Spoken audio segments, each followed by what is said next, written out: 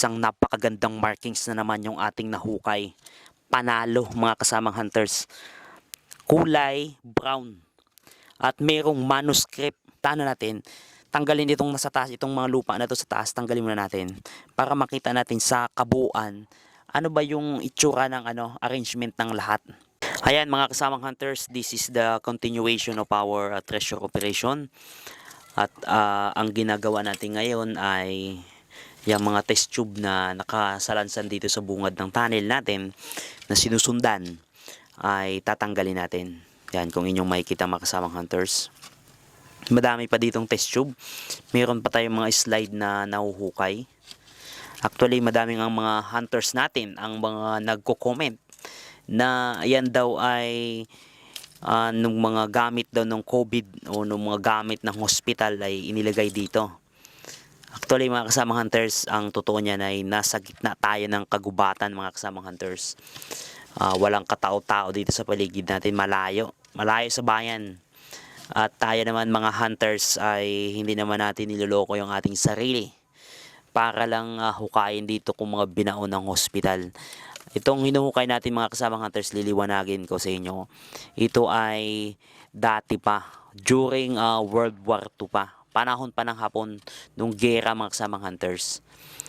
Dahil hindi tayo nagtitreasure basta-basta ng nililibing or mga kwento-kwento lang. Ito mga kasamang hunters, ito talaga gamit ito ng mga Japan. Noong Hapon, inilibing dito mga kasamang hunters. Kaya nga may mga markings tayong sinusundan eh. Meron din tayo mga bato na hinukay dito sa unahan, tinanggal natin kaya nag-chain block tayo eh. Ang sigurado, ito ay tunnel nung Second World War. Binuksan natin. At nag-alis pa nga tayo dito ng mga trap eh. Yan mga kasamang hunters. At sa kakasundot ng ating hunters, yan pa, ang dami na pa sa loob. Oh. Doon pa, ang dami pa talaga itong mga kasamang hunters. Test tube pa din. Sunod-sunod kasi mga kasamang hunters eh. Sa gilid ng tunnel natin, mabuti hindi nasundot ng barita. Kung inyong makikita mga kasamang hunters, napansin ng ating team itong naghukay na kasama natin. May mga pako dito sa gilid. Yan, kita nyo po mga kasamang hunters. Another, may bote na naman. At kung inyong makikita, yan, bago natin tutukan yung bote na yan. Kung inyong makikita, yan, may mga pako sa gilid. Pointer. Panalo mga kasamang hunters. Pointer ito. At tingnan mo, hugutin mo yung pako na yan. Ayan, durog na. Ayan, kung inyong makikita yan. I-close lang natin ha. Durog na. Yung isa, kunin mo ulit yung isa na yan. Ayan, pointer. Mga isang napakagandang markings na naman yung ating nahukay. Panalo mga kasamang hunters. Kulay brown. At merong manuscript. Merong mga merong markings sa likod, sa base.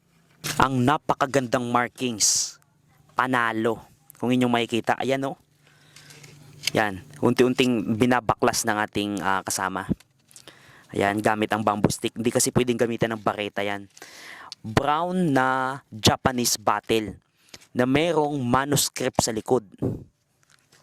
Ayan. Dito sa may mga kasamang hunters, pagpapasok ka ng tunnel, right side. Ang direksyon papunta dun sa kabila. At mayroong mga pako dito kasamang hunters na nakuha natin, kaso bulok na. At yung mga test tube dito sa kabila yon, sa may kaliwa yan. Yan, kung inyo makikita kalawang na yan. Dito naman sa kanan, yan, panalo. Kaya sa mga, ayun, may pako na naman, natanggal. Ayan o. Yan ang mga pako mga kasamang hunters, sa gilid na nakalagay. Parang mayroon pa sa ilalim. Check mo nga, yan o, yan o sa ilalim. Ay, yan o, yan. Medyo komplikado lang. Hindi mo alam kung saan yung markings nakalagay. Kaya ang gamit natin ay, yan, bamboo stick. May mga kinalawang, ayan o, kinalawang na o. Sayang mga kasamang hunters. May mga kinalawang na markings dito sa gilid o.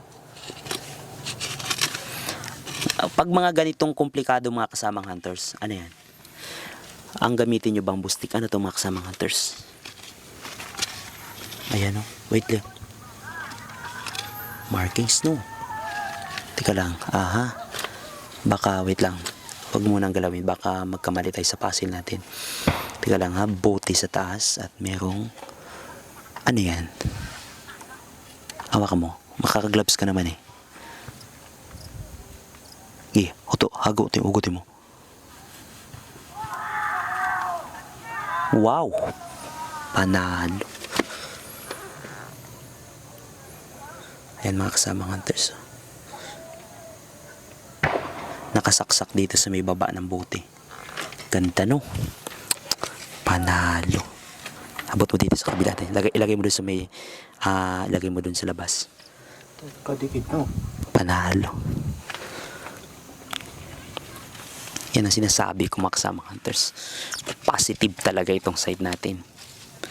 Yan, just nakasaksak. Ibig sabihin, ang direksyon nito, maring dito sa right side. Ayan o. Meron pa silalim mga slide.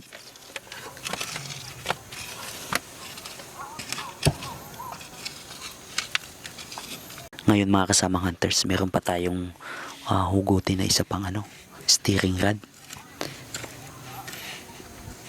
Ayan o. Kita nyo po mga kasamang hunters. Ayan o. Ayan. Panalo. Sige. Itong kasama natin ay siya kasi ang naka-gloves.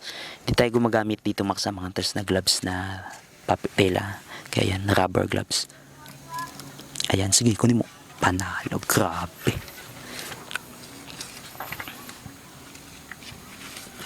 Ayan. Sige. Ayan.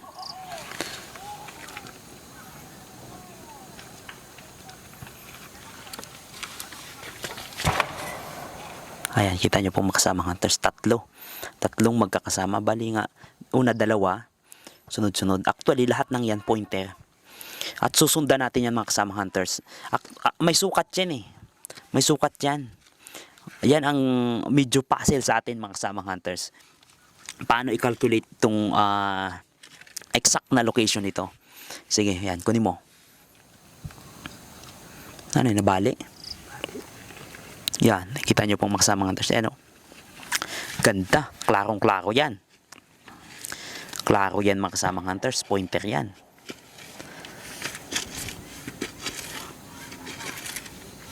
Ayan o. Panalo. Ganda. Kung nyo makikita mga kasamang hunters, yan yung bote sa taas. Yan. Baka maligaw tayo sa ating markings yan. Yan ang bote. Boteng brown. At merong mga steering rod ilalim kagaya niyan, yung hawak ng kasama natin. Sige, kunin na natin yung tatlo na yun. Yan, kunin mo yung sa ilalim. Actually, may record naman tayo kaya ito mahalaga tong video na ito dahil nire-review natin yan pagkatapos sa ating operation. Kasi minsan, sa operation natin, medyo nalilimutan din natin yung mga position pero kagandahan dito dahil meron tayong mga records, nakikita natin, nire-review natin yung nauulit natin kung ano ba yung mga pagkuha natin. Napag-usapan natin na wag mo nang kunin. Tingnan natin ang direksyon. Nakaplano kasi mga kasama nga, tingnan nyo. Ilawan mo dito sa kabila. I-explain ko lang sa inyo mga kasama nga dyan. Ilawan mo dito sa kabila para hindi madilim dito sa camera natin. Kung inyong makikita mga kasama hunters, yung mga nakasalansan na steering rod, yung mga bote na, yung mahaba na parang stick. At meron kasi sa ilalim, kung inyong makikita, pag dito kayo sa actual, meron pa sa ilalim. Yan dito sa hinukay ng kasama hunters natin. Titingnan natin yung lahat ng direksyon yan. Actually, meron pa ditong test tube sa gilid. Ngayon, sabi ng ating kasamang hunters, huwag natin kukunin yung bote kasi nakaplano to. Tingnan natin yung buong kabuuan. Kaya ang plano natin, tanggalin itong nasa taas, itong mga lupa na to sa taas, tanggalin muna natin. Para makita natin sa kabuuan, ano ba yung itsura ng arrangement ng lahat. Kaya yan ang gagawin natin ngayon. Kasi itong bote na nakahang na tong brown eh. Ang inisip namin na yung plano, yung kabuuan ng plano, mahalaga yon.